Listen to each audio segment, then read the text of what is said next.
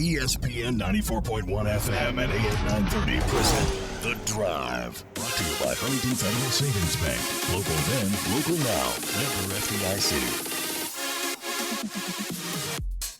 It is Tuesday, December 3rd. Your drive begins now on ESPN 94.1 FM and AM 930. I'm your host, Paul Swann.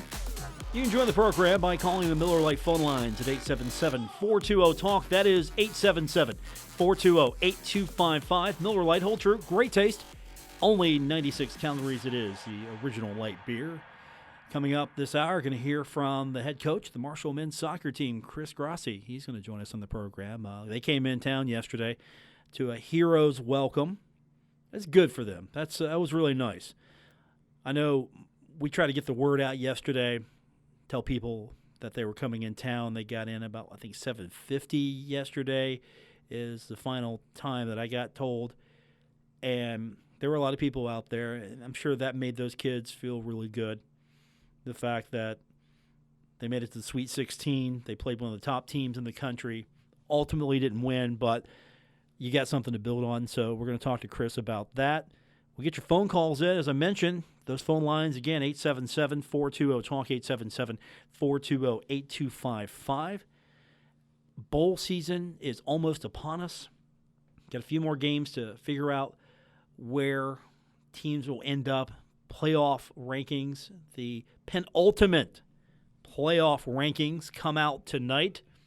You like that's a big word, Gabriel. Gabriel Sellards, our in-studio producer. Penultimate. You impressed with that? That I could drop dialogue and language like that? Okay. So that's coming up. Where's Alabama going to end up? How far do they drop? What's it going to look like? Ohio State's got to be a lock, right? They got to be a lock. LSU, got to be a lock, right? Is everything else up for grabs?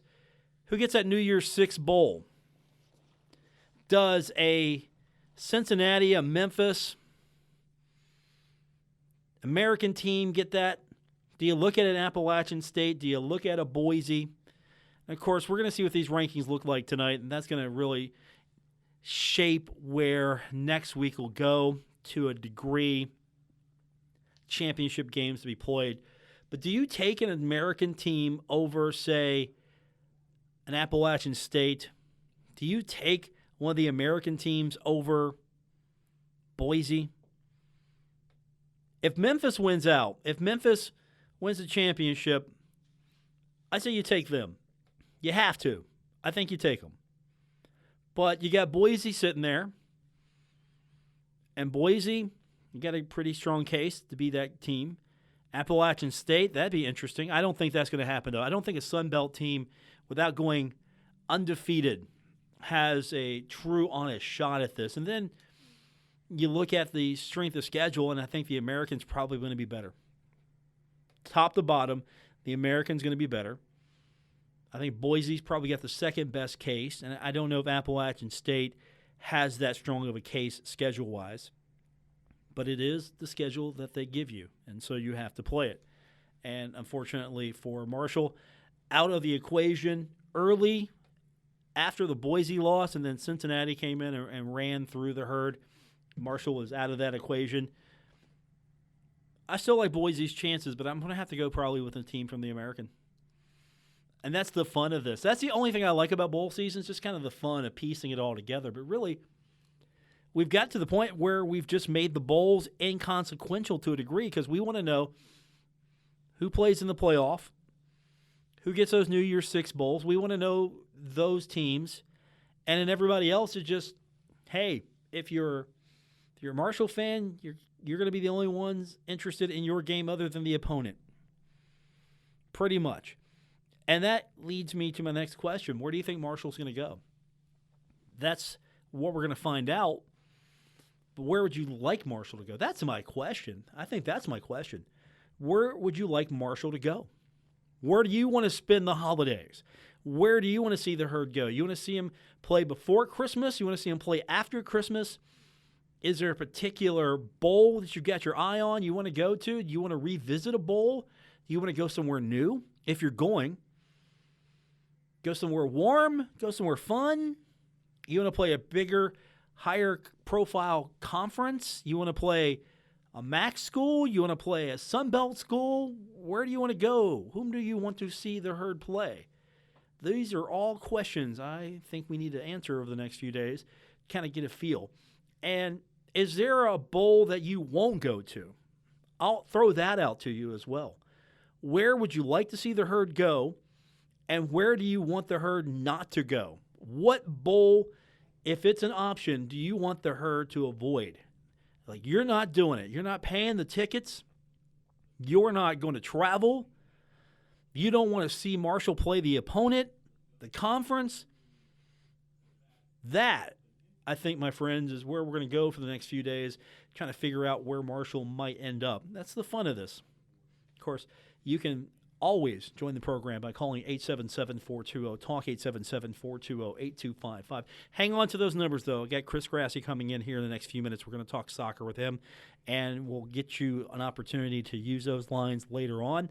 Miller Lite, hold true, great taste, only 96 calories. The original light beer, the sponsor of our phone lines this hour. And, of course, you can find me online. Twitter, the best place for the show today, at Paul Swann. Where would you like to see the Herd go for the bowl? Where would you like to see the Herd stay away from? Avoid if all possible. Do not go there. And if you can name the opponent, if you can name the conference you want to see Marshall go up against, you want to see Marshall face off against a Big 12 team, Big 10 team, you want to see Marshall face off against Sun Belt, MAC, you tell me. That's where we are at right now. And, of course, we got Marshall basketball coming up tomorrow, so heads up. We don't have a show tomorrow. We have pregame, however, beginning at 5:30. We'll be at the Cam Henderson Center, and we'll tell you more about that later on in the program. But Chris Grassie is going to be our guest. We'll talk to him here in the next few minutes, and we'll talk soccer with him. And later on, we'll take your phone calls as we get closer to finding out where Marshall will go for the bowl coming up. And that's all when we continue with today's edition of The Drive here on ESPN 94.1 FM and AM 930. This is The Drive with Paul Swann on ESPN 94.1 FM and AM 930. Presented by Huntington Federal Savings Bank. I'm sure, like many of you, on Sunday, we're all huddled up to our computers, our tablets. We were streaming the game on the big screen, however we could watch. Marshall, the Sweet 16, their season comes to a close on Sunday, losing to Washington 4-1. Still a fantastic season, and join us now on the program. I'm sure a very exhausted head coach of the Marshall men's soccer team, Chris Grassie. And you've been all over the place. So you go to the West Coast, get back late yesterday. I'm sure you're still a little wore out from all that. Yeah, it's been a bit of a whirlwind travel, but it doesn't really stop for us. You know, we're on the road right away recruiting. This is probably one of the busiest times in the calendar year to go recruiting with all the events that are happening both here and abroad. So we'll be right back at it as soon as as soon as we can get on those flights.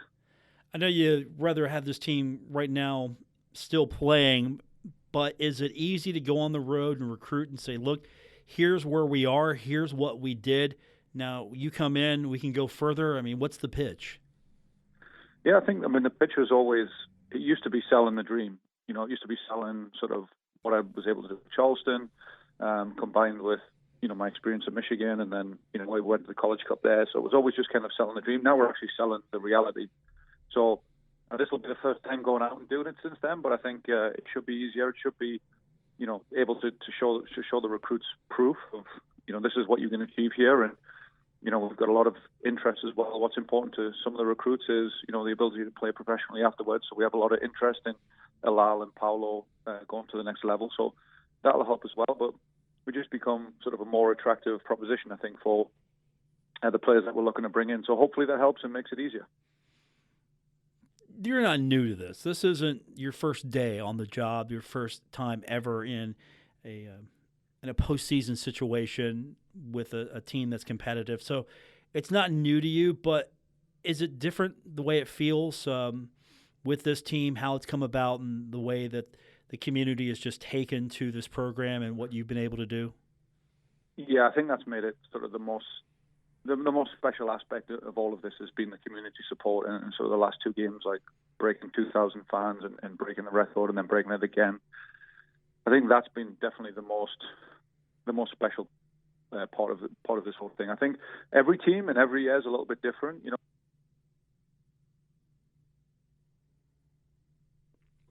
Sounds like we have lost Coach. We're going to try to get him reestablished with us. Paul Swann, your host for today's edition of The Drive here on ESPN 94.1 FM and AM 930. And we're going to try to get it reconnected with Coach here in just a moment.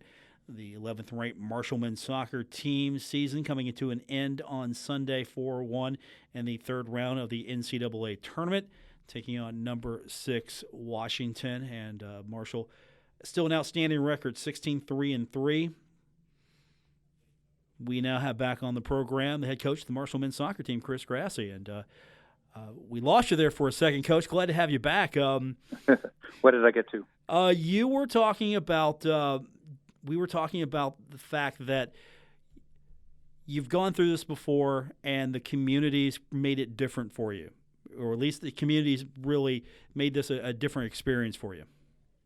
Yeah, I think it's been fantastic just to see it grow slowly and then just catch fire. And all the support and everything we've had from the community has been amazing. You have record-setting crowds. Interest is at an all-time high. That's a team that we all stay up late. You're in Seattle, and we're all staying up late on a Sunday night watching this match and hoping that the Herd can win. And how do you keep it, though, now at this level? Because there's a newness to it. And you know how new things are attractive to people. It's shiny, it's bright, you gravitate towards it. But now how do you grow this to – you expect large crowds. It's not a large crowd because it's Kentucky or it's West Virginia. It's a large crowd because people have found Marshall soccer and just want to be a part of it. It doesn't matter the opponent, really. Well, I mean, I hope that's the case. We really try to be inclusive. We've tried to go out in the community and, read at schools and go to different events and kind of, lend ourselves to the soccer community as much as we can. And, we try to be inclusive. For years we were trying to get people to come to the stadium and we want to make them feel like they were part of it and part of our family here. And, we hope that's the thing that sort of maintains the bond. And I think these last two games, people have had a great time. They've come out to tailgate. They've come to watch the game. They've seen two good victories. They see the quality on the field. It's a good product on the field, and I hope all of those things combined just help people to keep coming back. And we really only played 9 or 10 times in the season, so it would be awesome if we could, fill it every time. I'm sure that's going to help scheduling. The fact that Marshall's now a postseason team, is it make it easier to make that phone call and try to get that series with another team, or is there a wish list that this makes it easy now to go after and get? I think obviously the big sort of block in our sport is the ACC. Whether they don't travel. Some of the bigger conferences, the Big Ten as well. Trying to get those guys to come to Huntington is always difficult. But I think hopefully this can make it easier. And obviously we're trying to switch to a two semester model as part of an overall change to the sport, which I think would be great for the sport, but that might make it a little bit easier if a team could only travel on, say, they only had to play on a Saturday and it wasn't trying to travel here on a Tuesday, 6 hours in and missing all that class time. I think that would be some of the things that would help us. But yeah, I think we're a more exciting proposition now, and teams know that. Hopefully, they know that we can maintain this, and win or lose, it's not going to hurt their RPI and their chances of postseason play. And that number's come up. RPI has really come up. Is that a fair way to go about this, the RPI? It's very difficult. There's 206 teams playing men's soccer, and I think, the numbers don't really lie, but it's sometimes very difficult to get your numbers up and play the right games, especially, 2 years ago when I was starting out, it was, you beg, borrowing, and stealing to get games, and you have to go on great runs to make it to the NCAA tournament based on the RPI. But right now, I don't know about a system, at least as one of the criteria. I think, they look at some other things, your end of season form, your conference record. I think, I think it's one of the tools they can use. If somebody comes up with a better way, I'd be definitely willing to listen to it. But right now, I don't know one. Chris Grassie is joining us on the program. Yesterday, you get back in late with the team. There's a crowd waiting for you. We talked about community, but were you expecting that? Were you hoping that would happen or expecting that would happen? And the fact that it happened for you, I mean, does that happen everywhere? I think it just shows how special this community is. Chuck McGill gave me a wink and a nod and said this was going to happen. So, could prepare for it a little bit. But it was just great to see everybody. And, it was cold and rainy and, about 8:30 last night when we got here. So it's just great to see, the support and to feel that from the community. It just, I don't know, it does make this place extra special. How special, or let me rephrase that. You've seen this team travel, and they've seen other soccer facilities. They've seen how other crowds react. You go to Washington. I mean, they're a top-ranked team, and they showed it on the pitch time and time again. So you're facing off against a higher-profile opponent, or at least a bigger name now. But you look at what Marshall's got and what Marshall's been able to do. There's really nothing at Washington that you don't have, and there's no reason why what Washington has or any other team you faced off, whatever they have, you have that here as well, if maybe not better in some aspects. I mean, does that dawn on your team when they go to these other places? They go, wait a minute, we got it really good here. Yeah, I think that's kind of it's part and parcel of sort of what we have to offer here. Is obviously the facilities are nice, and it definitely helps us. I mean, we're hoping everybody stays and wants to come back and fight for this challenge next year. And nobody's had their heads turned elsewhere with weather or big cities or what have you. But I think in terms of facilities, we have everything we need to compete with these top teams. And the style of play and the community that we have here. I mean, these are all massive factors that sort of make this place sort of make the potential of this place really, really special. And that's what we've been building on for the last 3 years. And we have the players now, and so we can continue to sell this to new players and to continue to grow with ourselves and compete. I mean, look, the Washington game didn't go our way, but we didn't play very well. I mean, they played quite well on the night, and we had probably one of our worst seasons. But I think the guys will all agree that we didn't play very well. And so when they look at it and think, okay, well, we can play better next year, we can get past this level, continue to grow and develop. I think that part of it is really enticing for them and really exciting for the group to continue to strive. And if you're a competitive athlete, which most of these guys are, that's the thing that drives you. Can I be a champion? And that's the goal for next year. We're going to try and win the whole thing next year. I mean, that's what we'll put our minds to. And if we have a similar season again, I think we'll look back on it. It'll be a great transformation of this program and a great achievement for these guys for sure. That was going to be my next question. Playing a team like Washington, what do they get out of that? And do they see, okay, this is what it takes to be at that next level, or do they feel that, okay, if we would have played better, we're at that next level?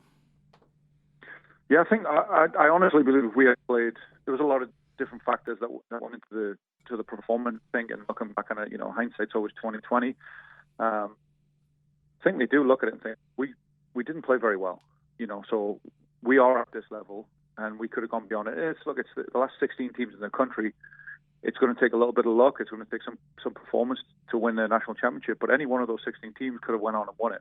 It wasn't one team. If one team in that 16 had won it, maybe Marshall would have been the one outside team that would have been the wows. But if you look at the level, all guys are at that level. All guys can go on and play in any of those teams. So I think it's just that confidence from this year that we'll take now. Finally, the system that we've got in place, the philosophy of play, all of those things I know the guys like. Now they believe it. And even if they said they believed in it before, now they've got the proof of the pudding. So I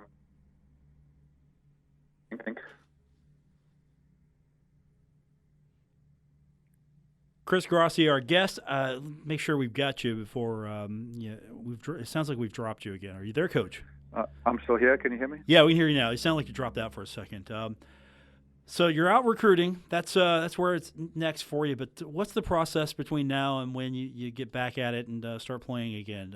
Is it constant recruiting? What's the process now that you've got a few of these under your belt and more people are now interested? Yeah, I think it's the process is really just it's one of constant renewal.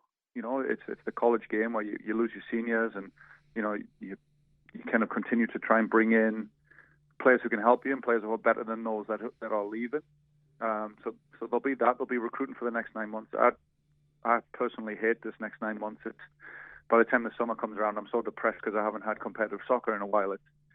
It's terrible. But we just keep working at it. And the spring's a great time for individual development. Because we don't have the competitive matches to play that the guys can work on. Some speed, agility, quickness, and they can really start to see those games because they can train pretty hard without having to worry about a match. Then we have this sort of spring season coming up, which we'll play in the Columbus Crew Cup again. So we'll play maybe 4 matches in that against other colleges, which has been good to have a slightly competitive element for the spring. Keeps the spring meaningful in a way for the guys. But yeah, it's basically just it. We'll recruit. We'll sort of get our videos and our presentations on point for next year, and just try and make sure we can teach the guys sort of the little nuances of the philosophy and positional play and what have you throughout the season. But once we get to August again, things start heating up, and we really have to have had all the preparation done the right way before we start again in August. I would say enjoy this, get some rest, but I've kind of get a feeling that you don't have time for rest. You're going to be busy for a long time here these next few weeks, months, really. Yeah, that's going to be. I might have mistakenly said to my kids last night that I didn't have time to get them a Christmas tree this year, but obviously we'll fix that and make sure we get them one. But yeah, it is a very, very busy time with end of season meetings, recruiting, travel, all of the things that go into it. I mean, we'll be flying out on Christmas Day to go to recruit the Florida event down in Disney. So I think it's just a constant battle, but this is the job that I love, and it's really a good one. So although we can be busy, I think it's busy doing something I love. So you've got assistant coaches, you've got GAs. They could probably help you with that Christmas tree thing. Yeah. I'll see if I can get one to go get me one. That would be nice. See, I mean, that's what they're there for, right? They're assistant coaches. They're there to assist you. I would send them out right now. I'll get right on that. Coach, congratulations. It's been a fantastic season, and I'm looking forward to what comes next. And I know you've got to be excited. You've captivated an entire community and really just probably scratched the surface of where you want it to be and where you envision it to be. Oh yeah, for sure. I think this thing can go all the way. I definitely think we're going to have the talent. We definitely have the community support. And that's such a cool thing to be able to sell and to be able to show people and to make this program that much better. And the sky's the limit. So I mean, that's what we're shooting for. We said from day one, 2 years ago, nobody believed me, but we're going to try and win a national championship. That's the whole point of sports. And we tried this year, and we ended up with 2 conference championships, which we're very happy about. And we're hoping it's like that's saying, you put your. Oh, hello. Yeah, you're here. We got you. You were dropping out just for a second. We got you. Oh, sorry. Yeah. So, you shoot for the moon and you end up with the stars. It's kind of the philosophy here. I would just say, I would requisition a new phone. Tell AD Mike Hamrick that you're worthy of a new phone. I think you could get away with that right now, anyway. I'll get right on it, Coach. Again, congratulations. Good luck. We'll talk to you soon, and I can't wait to see where we're going next with this. Thanks, Paul. Appreciate it. It's Chris Grassie. Let's get this guy a new phone. Can we get Mike Hamrick, the athletic director, to requisition one for him? Christmas gift. Come on, get the guy a new iPhone 11 or something. There's got to be something we can get him out there. We're going to take a quick time out, come back. If you've got a phone, you can join us on the Miller Lite phone lines, 877-420-TALK. That's 877-420-8255. It's The Drive, ESPN 94.1 FM and AM 930.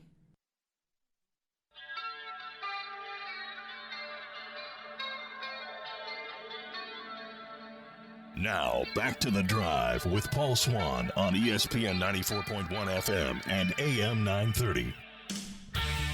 We're taking your phone calls at 877-420-TALK. That is 877-420-8255. Be a part of the Miller Lite phone lines. Miller Lite, whole true, great taste. It's only 96 calories. It's also the original light beer. So I've posed a question to you on Twitter, and I'll give it to you here as well. I want to know, which bowl game do you want to see the Herd go to? And the counter question is, which bowl game do you want to see the Herd avoid like it's the plague? Where do you not want to see the Herd go? Is there a particular bowl? Has that bowl already been taken? That's the Bahamas Bowl. Now, right now, there are a lot of bowl projections out there, and I'm just cruising some of them.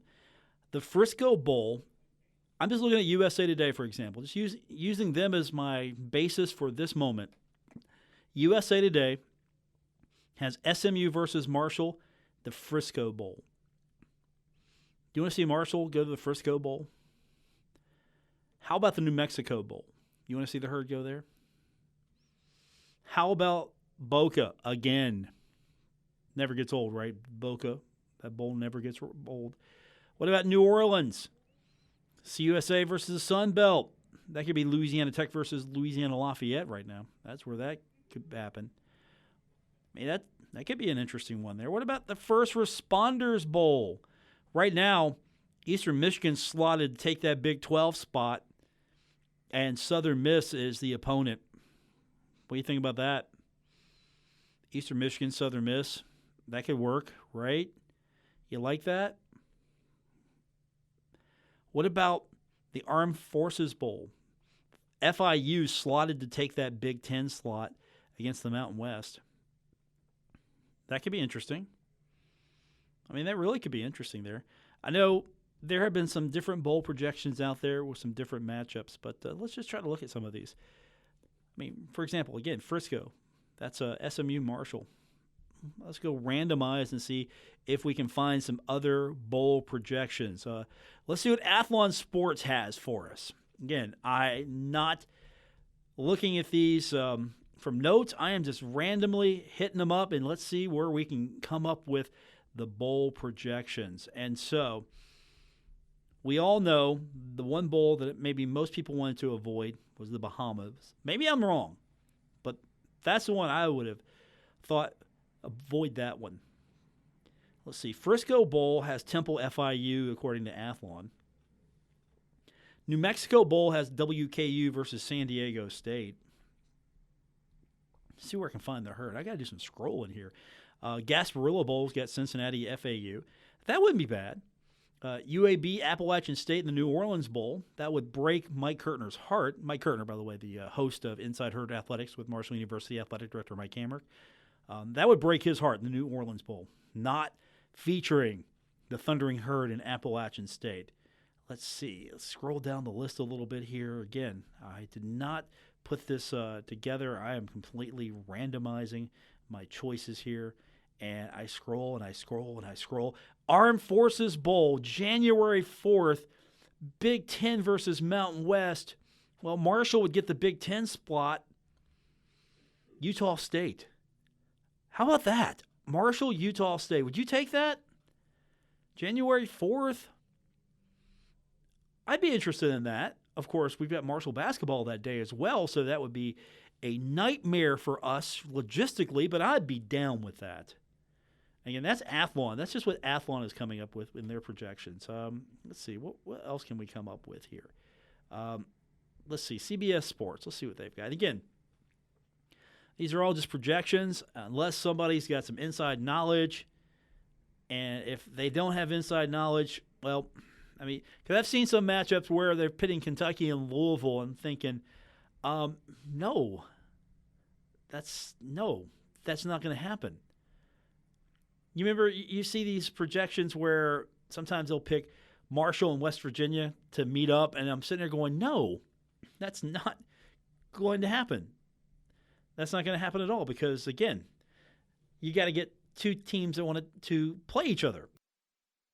That's part of that. You've got to really get these teams to kind of agree, hey, we would like to play each other. We think it'd be a good matchup. You just don't throw teams on a dartboard and say, let's make it work. But you've got ESPN picking New Mexico Bowl. That's still standing.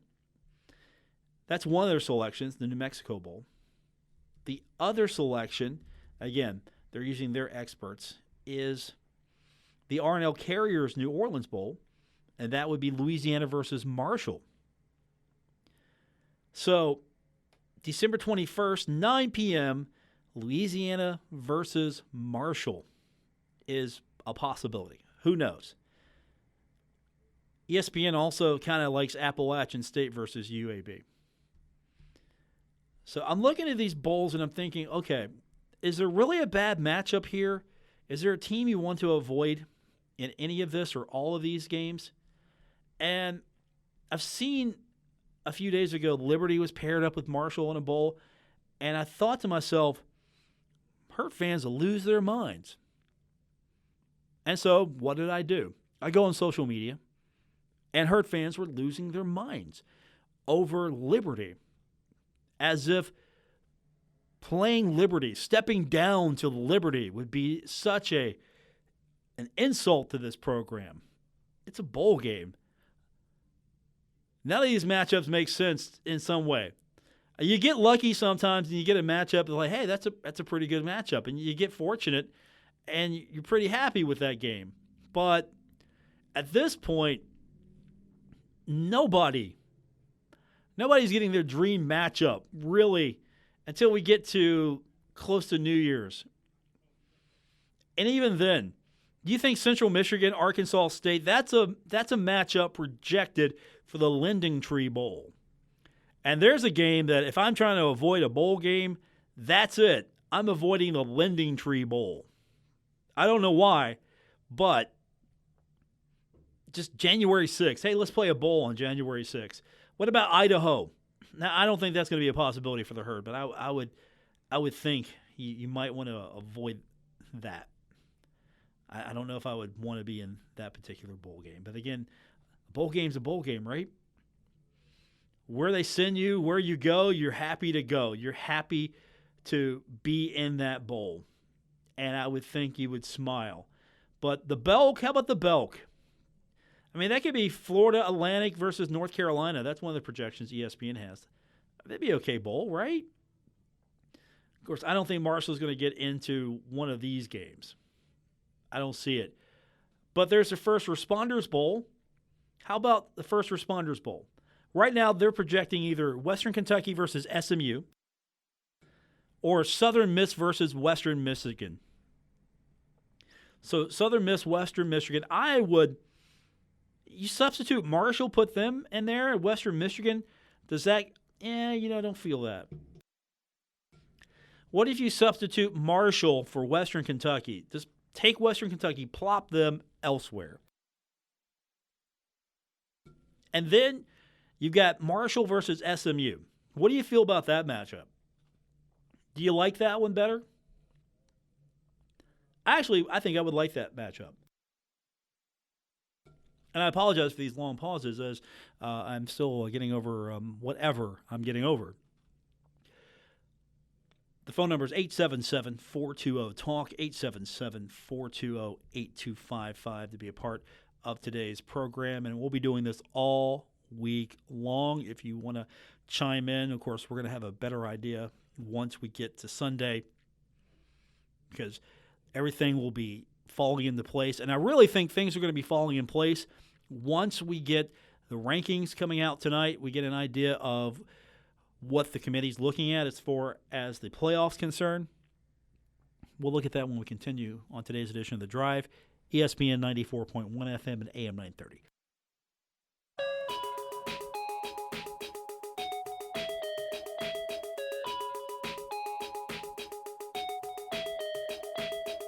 This is The Drive with Paul Swann on ESPN 94.1 FM and AM 930. 877-420-TALK, 877-420-8255 to be a part of the Miller Lite phone lines. Miller Lite Ultra, great taste, only 96 calories. It is the original light beer. You know what that means? It means you can drink it, and you're not going to get that many calories. And I wonder if it's good for throats as well. Gabriel, can you go? There should be a courtesy case, I would think, for the program. I mean, they are a sponsor. They should be providing us a courtesy case. I'm going to work on that. 2020, you and I, my friend, we're going to start getting perks for this program completely. And here's how you want to be part of the show's perks program. You be a sponsor, and you bring us your stuff, and then I'll talk about it all show. For example, Miller Lite. Bring your product in. We might actually take the product and use the product on the air and see what happens. And see if we gain weight, because it is the original light beer. Gabriel, you're loving this concept in here, aren't you? I'm trying to work it out here where we can take advantage of our fame and fortune and everything else. So coming up tomorrow, we got Marshall basketball. Thundering Herd back in action. We go on the air at 5:30. I'll be at the Henderson Center. I've got Bill Cornwell fired up, ready to go. He hasn't done one of these things in a while. I don't know if he remembers how to do it. But the Herd's taking on Akron. So we'll have that for you coming up tomorrow. Marshall, I thought, made some progress.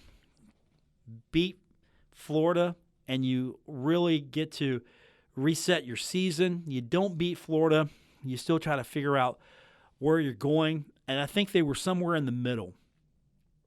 Didn't beat Florida, but I felt like there's sort of a mild reset there. They played a little bit better than we were expecting against Florida, or at least some of us were expecting. Let's be fair here.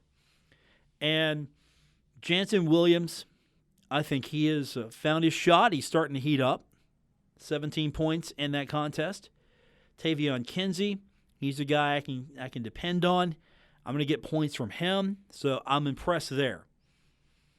I'm impressed with his game. I thought Jansen was adding some offensive potency there, and that's good. Iron Bennett, I'm thinking, here's my guy.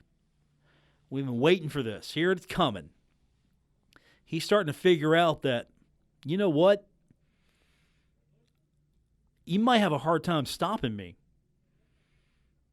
I think that's finally clicking in his head that it's going to be hard to stop me.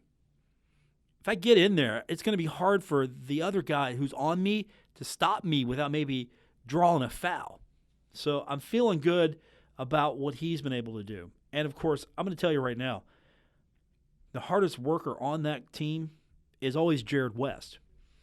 And that's not because all the other guys are not working hard. It's just Jared is leading by example.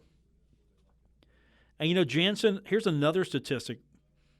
He's tied for 17th in the country, block shots. So I'll have to put that in the notes tonight.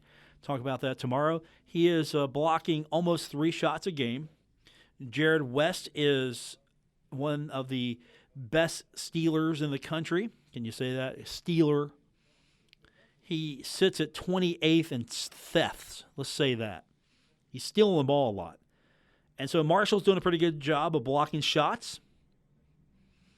And you've got an Akron team coming in to Huntington tomorrow, 5-2. We'll see if Marshall can make them 5-3. So that's the challenge, and we'll do all of this tomorrow. We'll talk about these and more. All these little factoids, all that's coming up tomorrow. When we hit the airwaves at 5:30, we'll go for an hour. Then we'll get you set for the game. And then right after that, you come back here, and we're going to talk more Marshall basketball. We'll take your phone calls. We'll have reaction from the victorious and losing coaches. We will have player reaction as well. And all of that, you lock it right here on ESPN 94.1 FM and AM 930, and you'll be all set to go. So that's what we've got in store for you tomorrow. I would talk more about basketball, but I'm saving it for tomorrow. That's what I'm doing. I'm sorry. It's called a tease. I'm teasing you for tomorrow. So that is where we're at. Also, We're going to get more of your reaction as we get closer to bowl selections. Where's the herd going? Where do you want the herd? Just go ahead and think about it for a little bit. Put it in your mind. Where do you want to see the herd go? And then we'll talk about it. All right, for our producer, Gabriel Sellards, appreciate him. Always expect a good show out of him, and we got it again.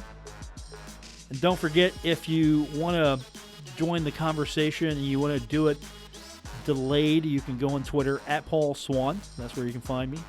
And I've got the question posed there, and you can respond to that, and we'll go over your responses. We'll do it tomorrow, the next day. We'll do it all the way until Friday.